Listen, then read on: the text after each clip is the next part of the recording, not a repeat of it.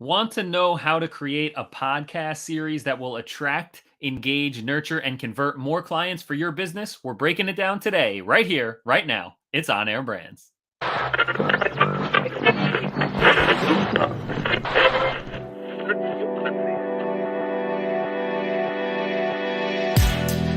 now tuned in to the On Air Brands podcast.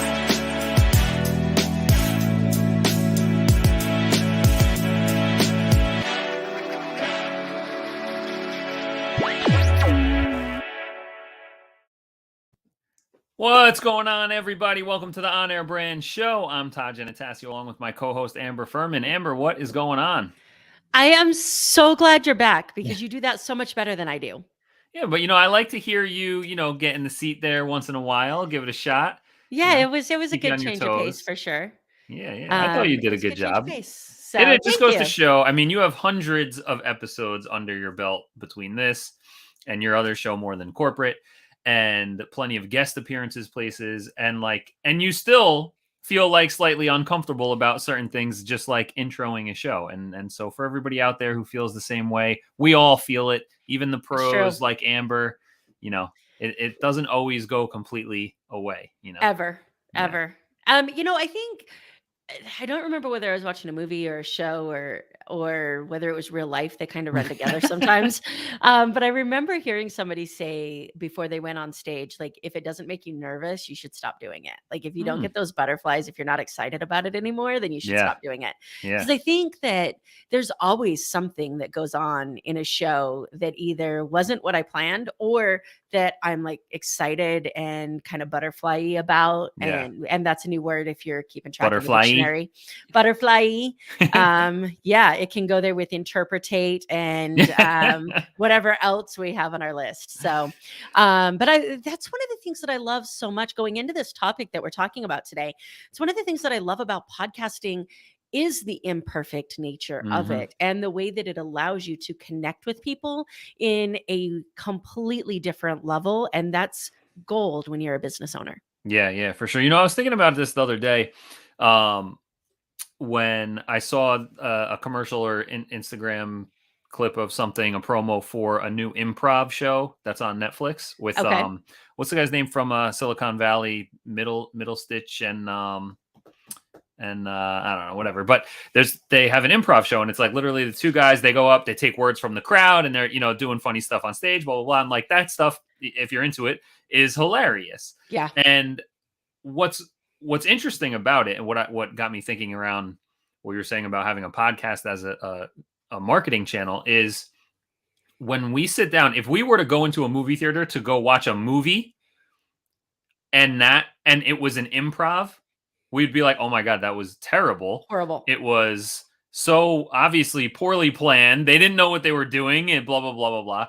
But when we go in with the frame of like, we're going into a 2-hour show that's live and improv, they do the same exact thing. And it's hilarious. You're into it. You're engaged. And I think, that's what's great about having a podcast, that you can be imperfect. You can be conversational because this medium of communication allows for that to happen. And you can be more comfortable, even if you're uncomfortable, because the expectations of people listening is, oh, I'm listening to someone having a conversation. I'm not listening to someone reading a prepared script from a very polished, 6-month preparation type of thing. Yeah. And even when I am, it's amazing the blooper reels that come out and started getting put out, because they're my favorite part of shows sometimes. Yeah. Sometimes I'll watch a show and then I just want to know from a creative standpoint what went into making that show that polished, because I know dang well that it was not that done on the first try. And then where it gets really cool is when you do a show and then somebody listens to it and they're like, man, that was amazing. How much did you prepare? And you're like, Homer Simpson backing into the bushes. Backing into the bushes, sinking. So I went to, I'm hoping it comes back after COVID. I used to go to this show called Nashville Unplugged, and it was a songwriters in the round. And when they first started years and years ago, they did songs from a hat. So when you walked in, they would have these slips and you would just put a song title in. And then they always had like these guest songwriters. So it was 2 hosts and 2 guests, all songwriters. And the 2 hosts would leave the guests out there to play songs for maybe like 30 minutes in the middle of the show. And they would go back and they would spend like 20 minutes writing this song from a hat and come Yeah. out. And it would be Oh, they're writing new horrible. song. I thought you were saying Yes. you would go in and like put down like your favorite, and then they'd cover a song. No, They they would would make just up a you would song. put in a Wow. song title and they would pick a song title and they would write that song in 20 minutes and they would come out and they would perform it live.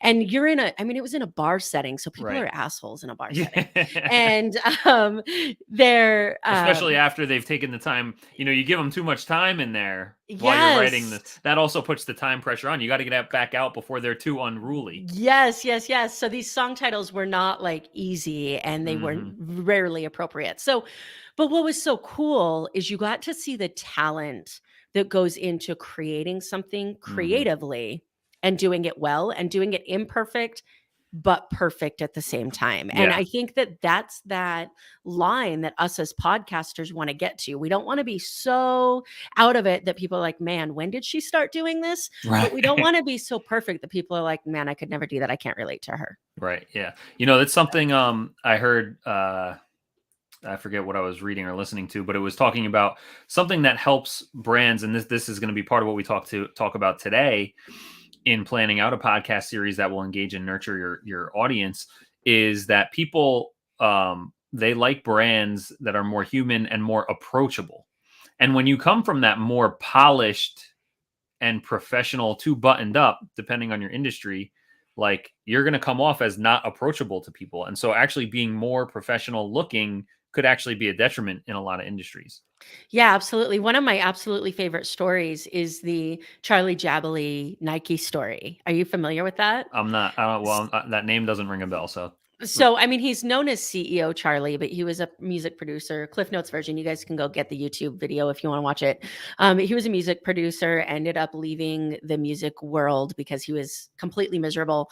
Started being athletic and decided that one of his goals is he wanted to be in a Nike commercial. And good luck with that. I mean, he was like 375 pounds with a oh, brain wow. with a brain tumor. Whoa. And he got in shape and he had somebody follow him around with a camera and he uploaded it to social media. And at the end, he put insert Nike logo here. And like 3 months later, he was in Nike studios and on a Nike commercial. Whoa, that's awesome. Yeah. So it's but it was the imperfect nature of it. Right. It was the imperfect human connection of it. So. Wow. I haven't heard that. Yeah, I definitely got to look that up. Let's put that in the show notes for sure. All right. So let's get into today's topic. And to give our listeners a little more practical and granular work here, we're going to walk through Amber's new coaching offer to create her More Than Corporate podcast series for the new coaching offer that she has. So first, I want to just talk through like a little bit what the customer journey is. So just to reiterate, we've talked about this a lot. There's a lot more episodes on airbrands.com/show to dig through the archives and see all the times we've talked about that. But basically, someone is living their regular life as status quo. They're completely unaware that they have a problem. They're unaware of you and all that kind of stuff. And then there's typically a trigger event, which now they're aware that they have a problem. And then they start looking through, Googling, asking, getting retargeted with magical algorithm ads and all that kind of stuff around what problems they have. And now from a customer journey standpoint, you want to take them from being aware, you want to make sure you're getting found in that stage. And then you want to engage them with your content, nurture them, get permission to follow up. Look up Seth Godin, Permission Marketing is a great, I'm sure there's a blog post about it. It's a whole book you don't need to read. The gist is like in the modern world, we want to just get permission from people to communicate with them. And we are more likely to have them listen to us and pay attention as opposed to just spamming them and interrupting them. So we want to get permission-based audience, which is basically email list, and engage them with our content and nurture them.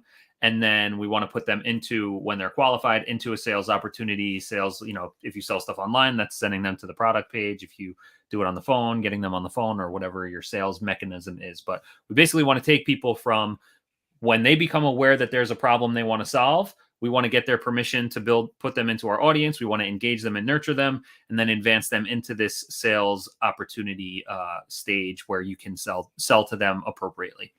Yeah, absolutely. And let's talk about permission for just a second, because I think Mhm. that this is huge. I'm not a big fan of the DM culture that we're Mhm. in right now for marketing. I do acknowledge though that there's a place for it and a Mhm. way to do it.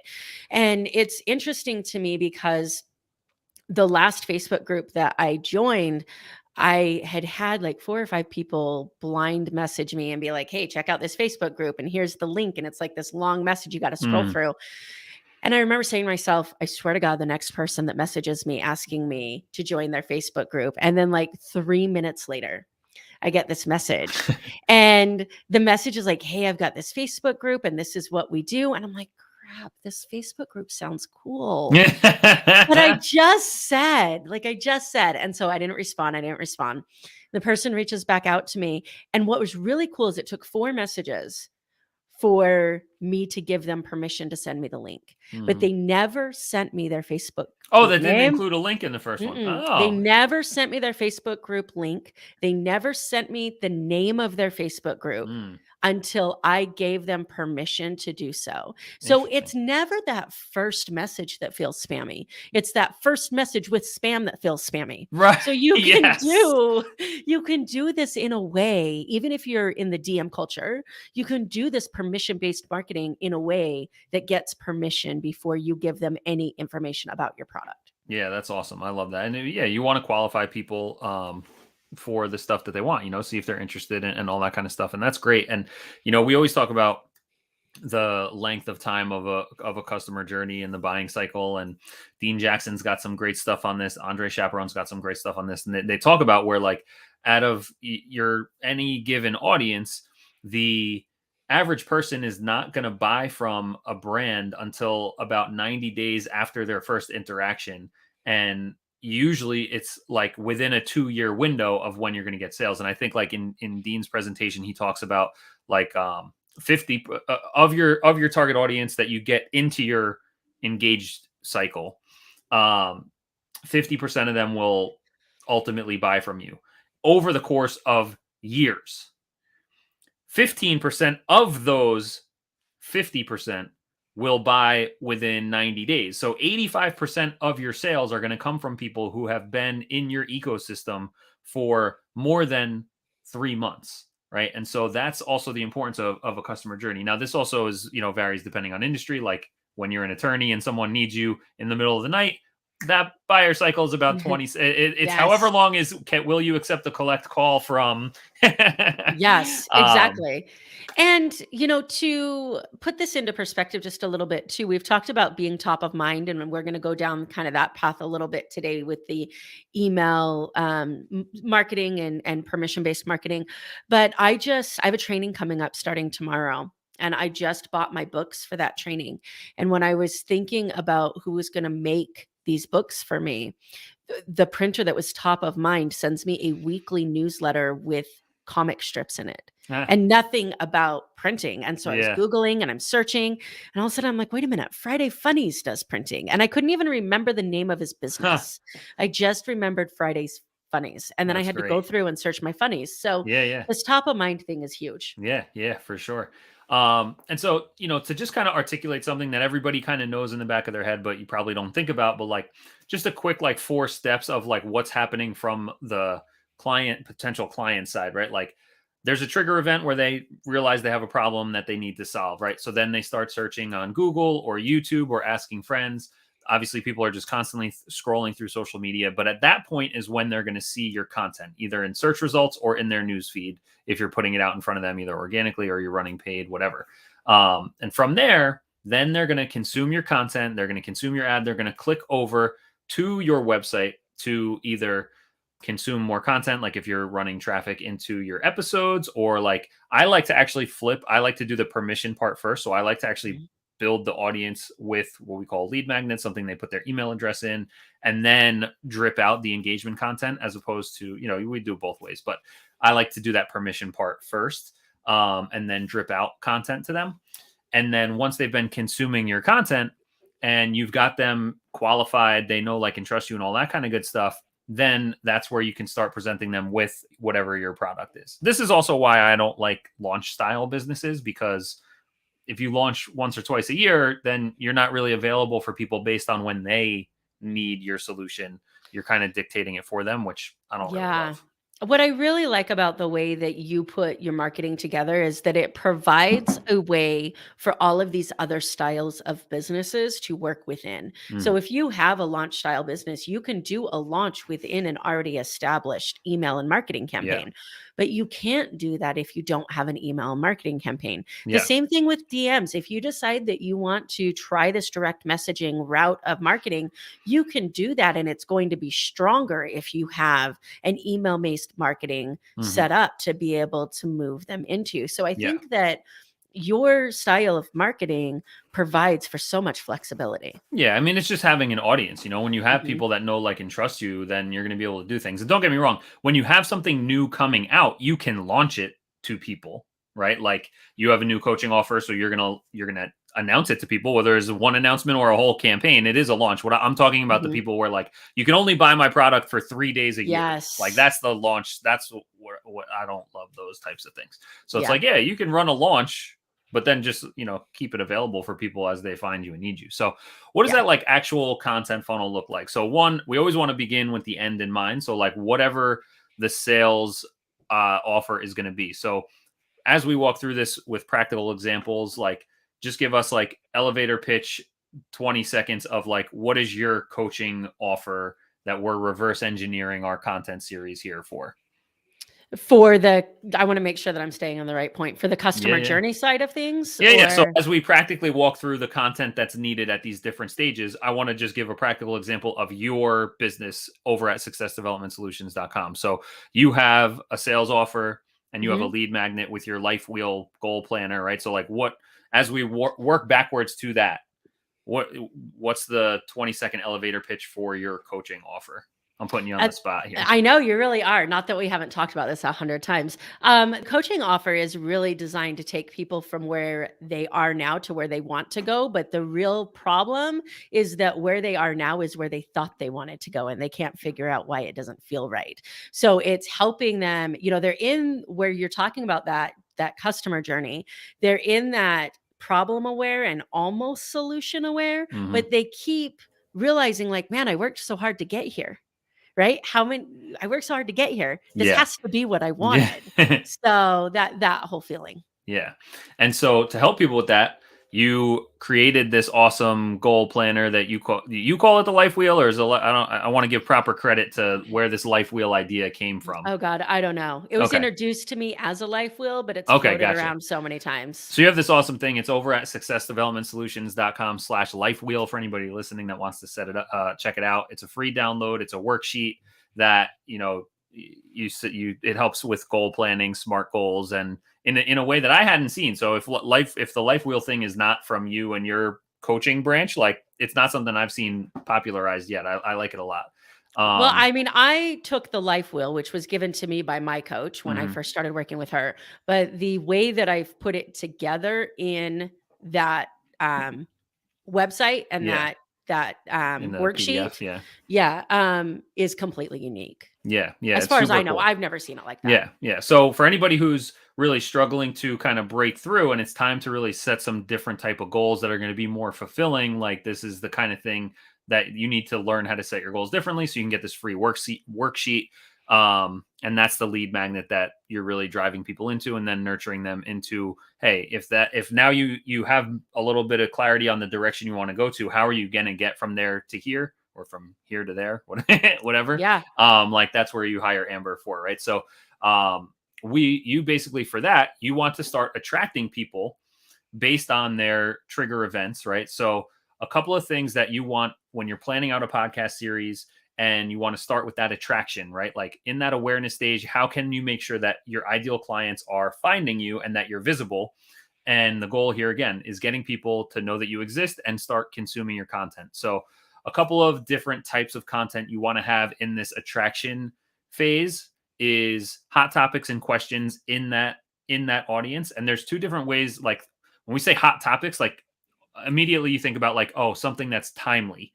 That's not necessarily true, because most of the time, depending on your business, it's not calendar based, right? Like, Mhm. if you're a baseball coach, it's timely right now, hot topic that you're preparing for baseball season. But like, if you're not in that type of business, the timeliness and hot topic is not because of the date in the calendar, but rather the timing of their experience with the problem. Yes. So keep that in mind, right? So when people are having this trigger event where they become problem aware, what are the hot topics and questions they have? That's what you want to think about and make episodes around answering those questions and discussing those type of topics.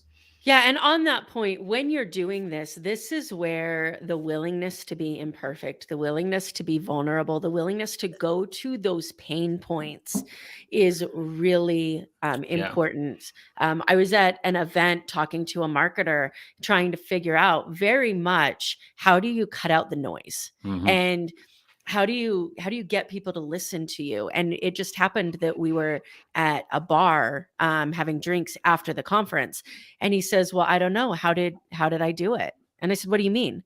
And he says, well, I know you're using the word noise figuratively, but you are literally in a noisy bar with all of these options, and you chose to come over here and talk to me because of something that I said. What was it?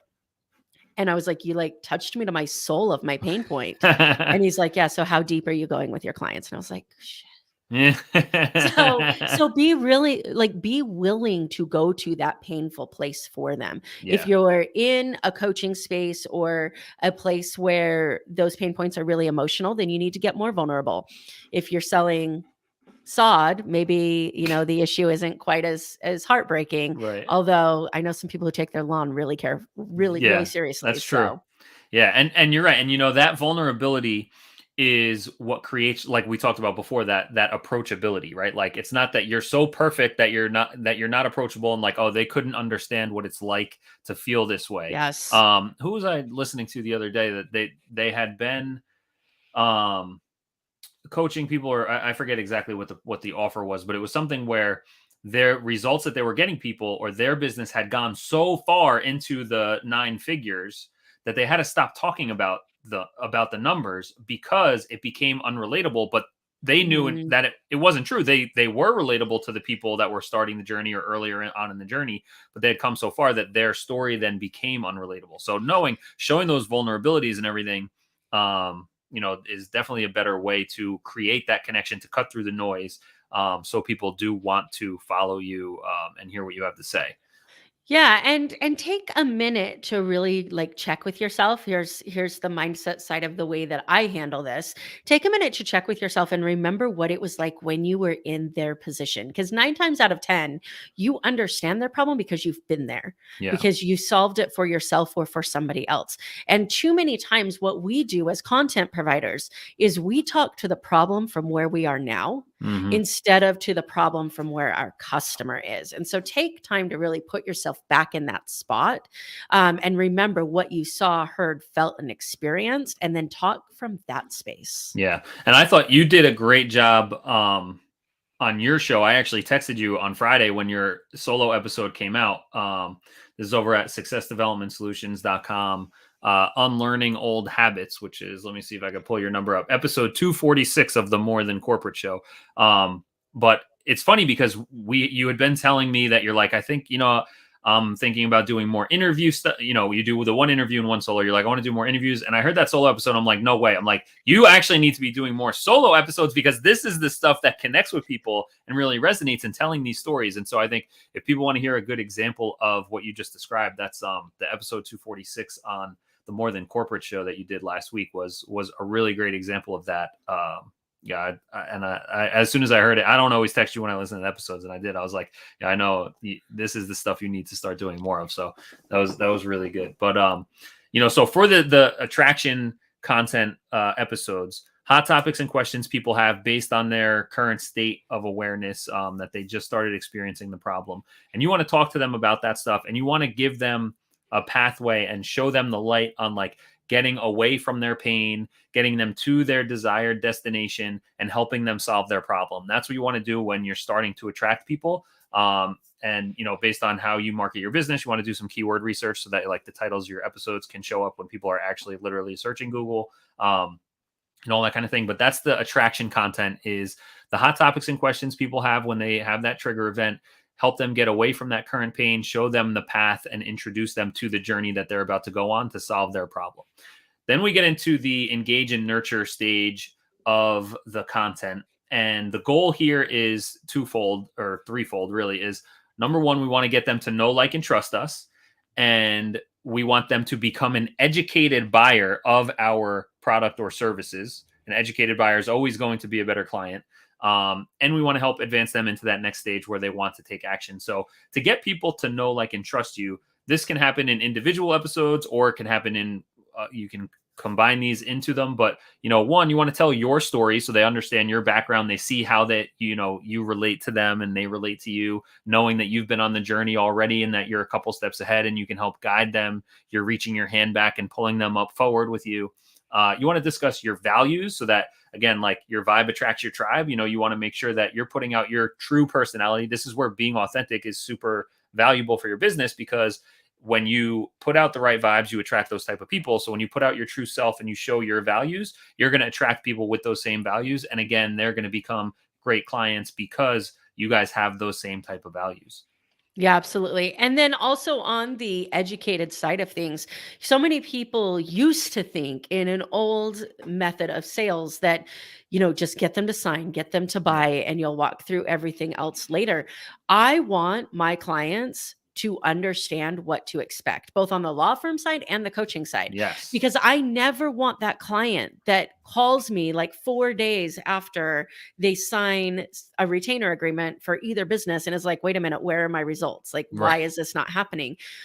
You can do this through multiple different ways, no matter what your business is. My favorite question to ask clients when we're in this get to know you phase is, what would a successful business relationship look like to you?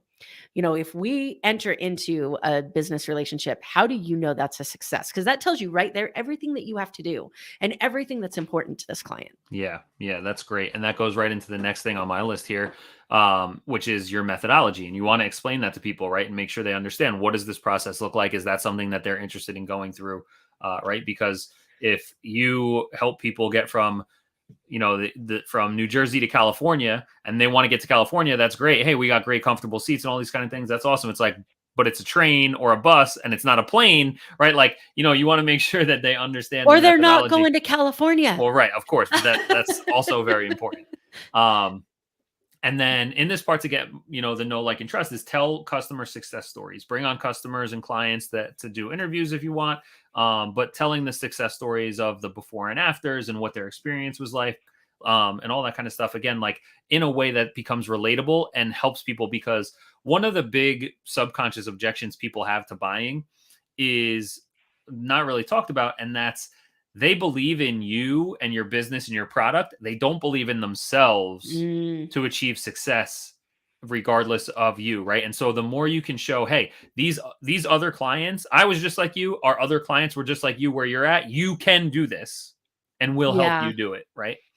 Yeah. And in order to get to that spot, here's a little tidbit behind the curtain for training for sales.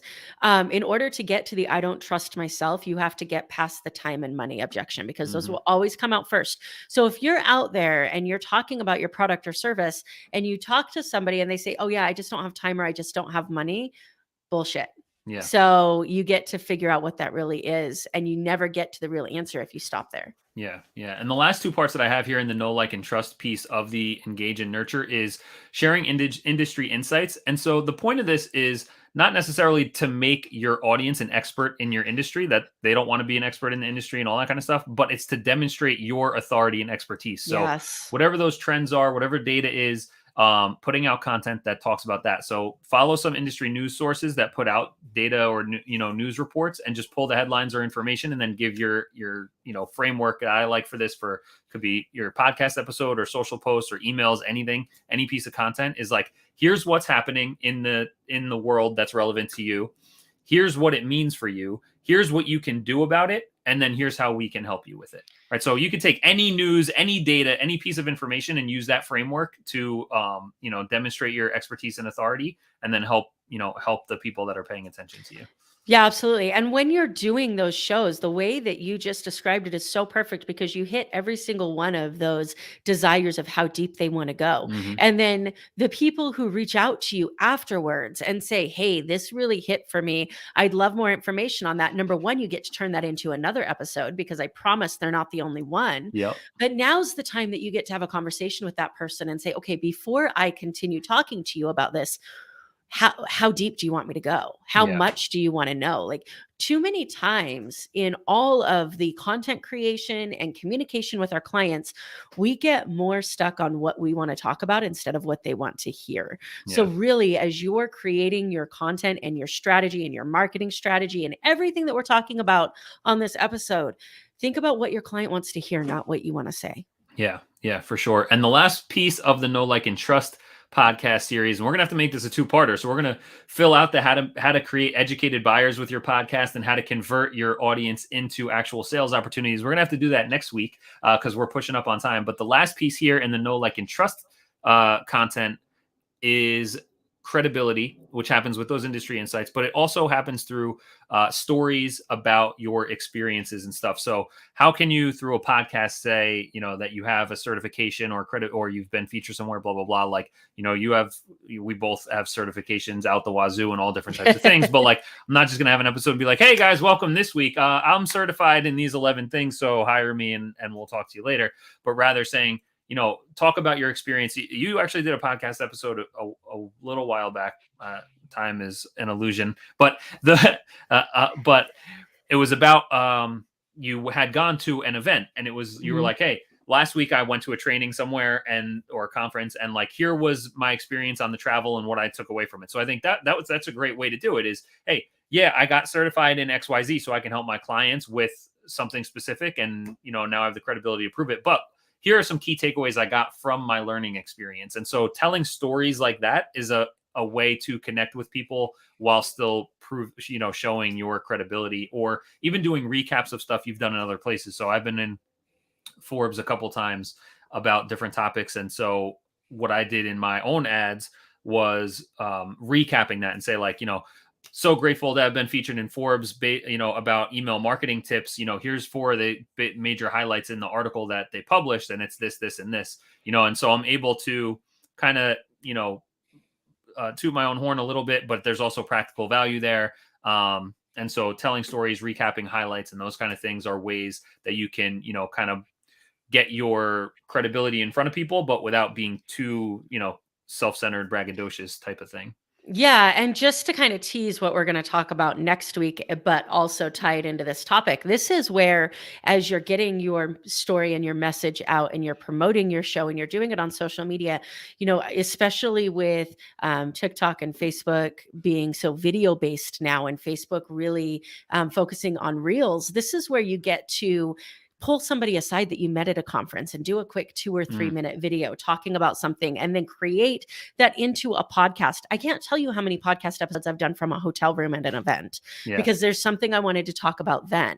Well, now when you look at your whole marketing strategy that we're going to get into next week, now you get to turn on your camera, be imperfect, post it to social media, tease your podcast, which is then going to tease your product and service, which is then going to increase your know, like, and trust. It's this whole circle. Yeah, it's a virtuous cycle, and I love it because this is the way to create more value in the world and really expand your own growth and your business growth and your revenue by changing lives and putting more value out into the world. So next week, we will go through how to use your podcast content to create more educated buyers who become better clients, and how to convert your audience into sales opportunities. So make sure you guys are subscribed to the On Air Brand Show on all your favorite podcast platforms, or go to onairbrands.com/show to subscribe with your email. I think we got a free guide for how to promote your content on there as well. And we will catch you next week on part 2, and we'll see you then.